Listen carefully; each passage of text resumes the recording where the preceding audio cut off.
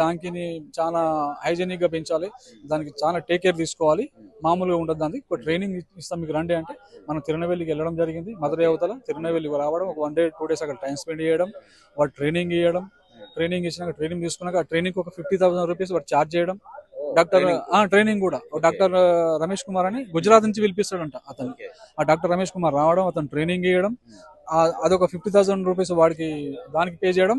మళ్ళీ ఫ్రాంచైజీస్ కి మన అగ్రిమెంట్ కు 5 lakhs రూపీస్.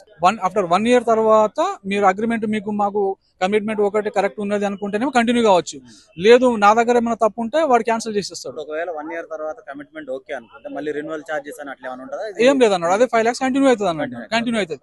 లేదు మీరు ఎక్కడైనా బయట మిల్క్ అమ్ముకుంటారు అని మాకు తెలిసింది, సో మేము క్యాన్సిల్ చేస్తాం ఇది.